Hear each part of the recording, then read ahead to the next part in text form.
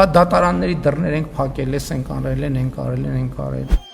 8 տարի Հայաստանը ղեկավարող Նիկոլ Փաշինյանը, որ 2018 թվականի հեղափոխությունից 1 տարի անց դատական համակարգի դեմ ակցիա անցկացրեց, հրահանգելով շրջափակել դատարաններն ու կաթվածահար անել դրանց աշխատանքը, այսօր էլ է դժգոհ արդարադատություն իրականացնող համակարգից։ Օրերս Փաշինյանը նորից արեց իր 8 տարվա վաղեմության պնդումը, թե քաղաքացիները գոհ չեն դատական համակարգից ու իրեն են հարցնում, թե ինչու օրինակ երկրորդ նախագահ Ռոբերտ Քոչարյանն ազատության մեջ է։ Ում քսակը ավելի հաստատ ցանկացած գործով կգնա կարթարանա դատարան, ցանկացած գործով, խնդիր չունեն։ Ասենք դիակի վրա կարող է մարդկանց բռնեց գնան հետո բան անեն, արդարանան, դուրս գան եւ այլն եւ այլն։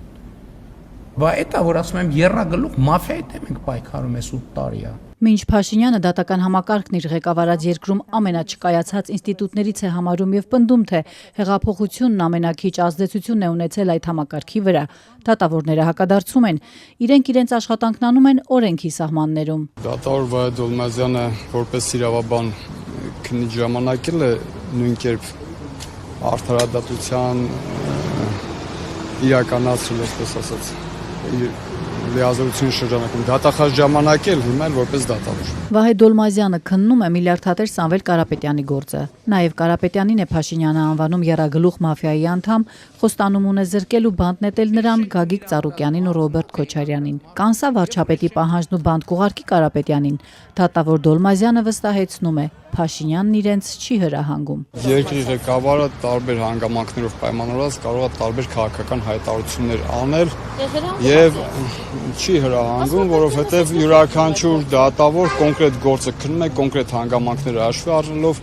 կոնկրետ քրեադատավարական իրադրությունը հաշվի առնելով։ Հետևաբար մի օրինակով պայմանականորեն ինչ-որ հայտարարության անելը կամ ինչ-որ հանգամանքներից տեղեկացված դնելով պայմանավորված քաղաքական հայտարարություն անում, չեմ կարծում, որ դա վերաբերում է ոչ։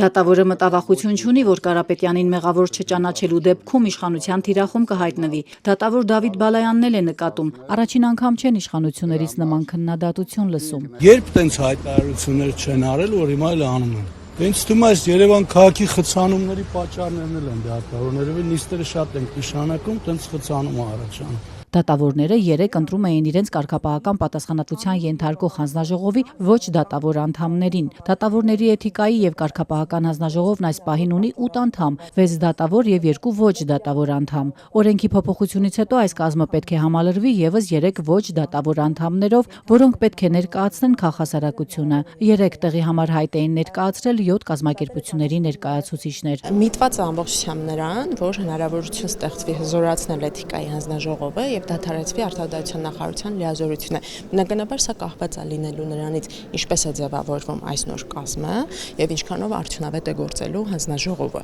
Դրա արդյունքում վերջնարդյունքում մենք կարողանանք այդ գնահատականը տալ եւ նաեւ փոփոխությունները կատարել։ Իրավունքների պաշտպանություն առանց սահմանների կազմակերպության իրավաբան, իրավապաշտպան Հասմիկ Հարությունյանի խոսքով միջազգային կառույցների հետ քննարկումների արդյունքում որոշվել է ավելացնել քաղաքասարակության մասնակցությունն ու հետզհետե դադարեցնել արդարադատության նախարարության դերը դատավորներին կարգապահական պատասխանատվության տանելու հարցում։ Նախարարությունը եւս ունի նման լիազորություն եւ տարիներ շարունակ մեղադրվել է իշխանությանը ոչ հաճո դատավորներից ազատվելու գործընթացը կազմակերպելու համար։ Նախարարությունից սակայն պարբերաբար հերքել են այս մեղադրանքները, պնդել անարդար չեն վարվել, գործել են օրենքով։ Հասմիկ Հարությունյանը 3 եւս ընտրվեց կարգապահական հանձնաժողովի ոչ դատավոր անդամ։ Երբ որ պատասխանատվության միջոց է ընտրվում, այդ համաչափության սկզբունքը ոչ միշտ է պահվում եւ երբեմն կարող է տպավորություն ստեղծվել, որ այո, վարույթը միտված է եղել դատավորին պատժելու։ Միջազգային հանրապետական ինստիտուտի փետրվարի հարցումներով հայաստանյան դատարանների աշխատանքից դժգոհ են հարցվածների գրեթե կեսը, 49%-ը։ Հայաստանցիները ի թիվս այլ ոլորտների կառավարության ձախողումն են համարում նաեւ դատական համակարգի բարեփոխումները։